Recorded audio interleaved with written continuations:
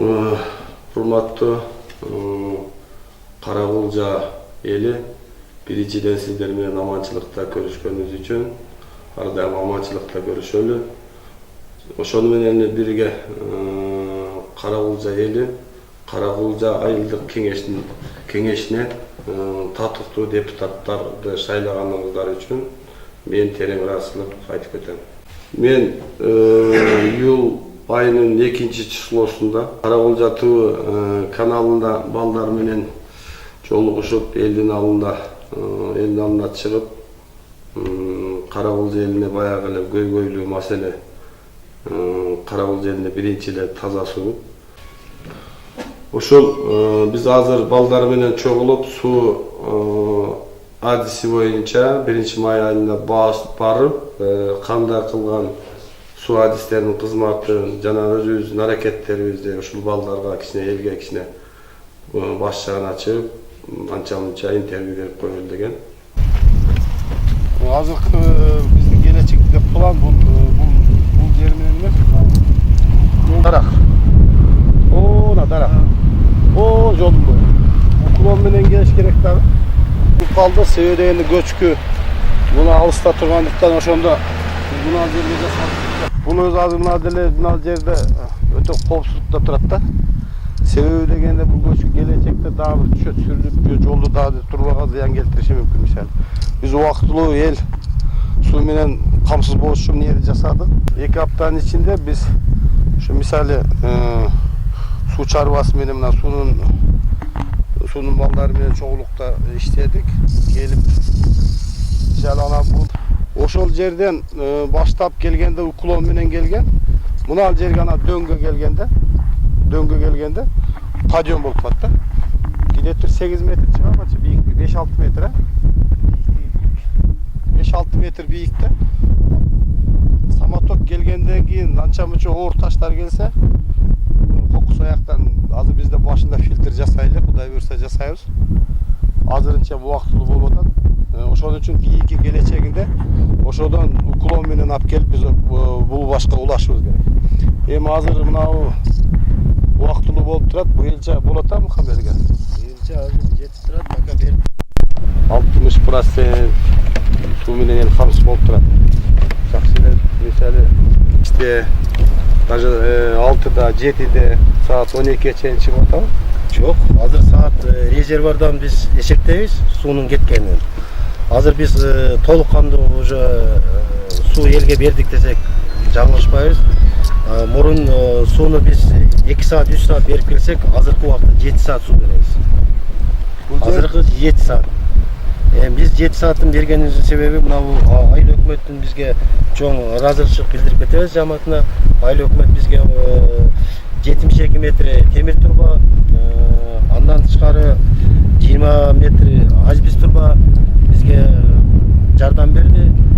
Ушулардын жардамы менен башка менен ушул немели жумуштардын баарын бүтүрүп алдык. Кудай кааласа. Азыр ошо элди 7 саат суу менен камсыздабыз. Карабайым элдин өзүнөн да болот. Элде айтса керек. Анан ошо биз ушудан пайдаланып, ошо айыл өкмөтүнүн жамаатына чоң ыраазычылык билдиребиз. Биз ушунча колдоп, ушундай көйгөйүбүздү убагында чечип берген үчүн чоң рахмат. Мындай да бюджет маселесине кийин токтолуп кетебиз. Бул жерде анал жерден 18 метр. Бул азыр мына 200 турба. 200 турбада келген дагы. Айрым мурдакы буга чейинки Мухаммедекеге чейин, айрым өкмөттөргө чейин жасалган суу боюнча иштеген адамдардын же болбосо бюджеттин акчанын жетишпестигинен 200 турбанын ордуна 18 метр 150 турба коюп койгон. Ушудан дагы суу тартыш болуп, нар жогору жактары жарылып, көп немелерге тоскоолдуктарга душар болгон. Туурабы Мухаммед? Туура. Мисалы азыр ошо жерге келдик, биз ошо жерге да жаңы темир турба койдук 18 метр. Азыр Кудай буйрса жакшы эле кетип атат. Дагы толук кой берелекпиз, а? Азыр толук биз неме кылып элекпиз, толук кой беребиз. Бирок азыр турба ошо полный кетет да. Бул жерде да эмнени айткым келет? Бул жердечи бул азыр мисалы мунун акча маселесинде айта турган болсок, канча каражат кетти дей турган болсок, Gideti bir 200 ming so'mga жетip жетпей, ha?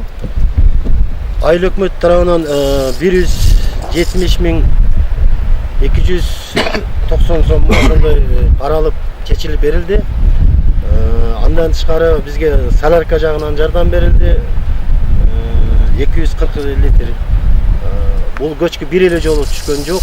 18 февралда баштап жер көчкү жылган. Биринчи көчкүбүз, азыр биз экинчи көчкүдө турабыз. Биринчи көчкүбүз теги жогор жагында. Ошондо жылып баштаганда биз оңдоо акыры жадаганда, акыркы жолу 23 феврал күнү биз элге суу бергенде 24 феврал күнү уже көчкү кайтып жылып совсем жараксыз болуп калган.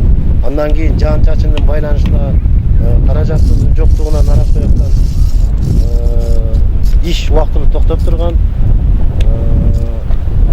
Эми биз немени айтканда каражатсыздын жоктугу дегенде байланыштуу мен азыр ушудан айтып кетет элем. Биз козурашыбыз. Организация козурашыбыз. Тем более дотацияда турган организация ушул суунун акчасын өз убагында берсеңиздер.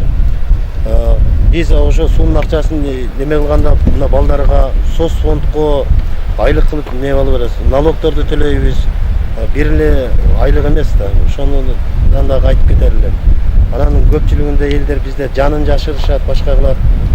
Эми ошонсо дагы иш гана уже жылып атат. Айыл өкмөтүнүн салымы чоң. Жана эле айтып кеттим эле, дагы кайталап айтайын, 170 миң 295 сом акча айыл өкмөт тарабынан каралып берди. Бул да болсо иштин алдыга жылышына, мындай элди ушундай көйгөйлүү проблеманы тез чечишине чоң жардам болду деп эсептейт. Ушуна чоң себепкер болду. Карагулжанын бюджетинде акчалар көп. Бирок ошого чейин мисалы акча маселесине деле мисалы айта албайм. Акчада деп айрым аракет кылган ошо жерде айыл өкмөтүндөгү айрым кемчиликтердин негизинен мисалы буга чейин суу чарбасына өкмөттүн туруктуу жардам бербегендиги, буну колдогондугу, азыркы депутаттардын колдоосу менен мисалы жакшы колдоолорду көрсөтүп биз Кудай буйрса элдин ишеничи менен жакшы кызмат кылып атабыз. Бирок айта алам, дагы кемчиликтерибиз көп. Убакыт көргөзөт. Биз суунун башын отстойник жасап, фильтр жасап, хлорлорду кошуп, бир айдын же болбосо 2 айдын ичинде толук кандуу сууну Карагулжа элин камсыз кылабыз деп айта алабыз. Турбаларды биз эч нерсе иштете албайбыз да. Булар турат ушул бул жаратылыштын таасири. Бул линия мурун жакшы таза эле болчу. Бул эми бул турбаларды биз айрым элде анча-мынча жайыт жерлерде суулар, булактын суулары жолду бузгандыктан ошо сууларга алып барып анча-мынча турбаларды коюп, ошо жолдорду Кудай буйрса жакында оңдойбуз деп ниет кылып атабыз. Ошол турбалар ошол боюнча турат азыр эми маселен. Буну эми керектүү жерлерге иштейбиз. Кудай буйрса мына железный турбаларды койдук. Бул турбалар ишеничибиз бар. Берген кылат деп айта алабыз да. Bunun ağımına kıyla toskol bergen de. Biz şunu analizde şu yerden Muhammed Eke bolup kazdırıp gelip çıgımlar olsak çıgımlar bolondağı dep almaştırdık ele şar gitti su. Hazır Kuday buyursa jakşı. Buna mesele buna turbanın narı jağı 200'lük. Buna da mınya 18 metre. 150'lik turba koyulup algan. Öz abiyom bu 150'lik 200'lük boluş kerak. Uşul yerden turmesi ulaşkan. Birinci prичина ошол, экинчиден көчкү, үчүнчүдөн айрым немелерден кемчилдиктери менен 3-4 кемчилдик менен Карагулжа эли суу менен камсыз болгон эмес да. Дагы да айрым кемчилдиктерибиз бар. Кудай буйрса алдыда убакыт көп кызматтарды кылабыз. Карагулжа эли үчүн мына айыл өкмөтү болуп кызматын аткарабыз. Мына ушул азыр биз биринчи көчкүдө турабыз да, мына айыл башы болуп, башка болуп. Мына ушул көчкү 18 январда жылган. Биринчи жылганда кичине эле жылган. Бул көчкү азыр мында айтканда где-то 30-40 метрдин өдөй көрсөңөр болот. Үстүңкү катмары кеткен, алдыңкы жолдо да жаап калган. Мына ушу жабылган жолдордо да айыл өкмөттүн жардамы менен алдыга жол салынды. Андан кийин бул көчкү бир эле жолу жылып калган жок. Эң акыркы жылганда 4 жолу жылды. Эң акыркы жылганда биздин неме жылганда 24 февралда жылган. 24 февралда өтө чоң көчкү түштү. Мына алды жагыттарын көрүп турсаңыздар керек. Мына бу түшкөн мына бул немелердин баары мына жер жайык болчу, полностью толгон. А мурунку турбабыз биздин турбабыз мына азыркы биз турган жерде болчу. Жолдун чекесинде эле мурунку эски линиябыз. Жолдун чекесинде эле азыркы убакта ушундай айыл өкмөттүн жардамы менен ушу материалды алып келип мына бу көчкүнүн түбүнө жылдырдык турбаларды, түздөдүк. Мурун жолдон мына кыйгач алып өнтүрүп мына чеке менен барып тиги столбонун жанынан кайтып бул жакка өттүк. Мындайча айтканда зигзаг болуп калган да. Ошолордун баарын азыр тегиздеп ушунун үзүрүн көрүп, азыр биз ушу данный время биз элге ошо 7 сааттан суу берип атабыз. Көчкүнүн үзүндүгүн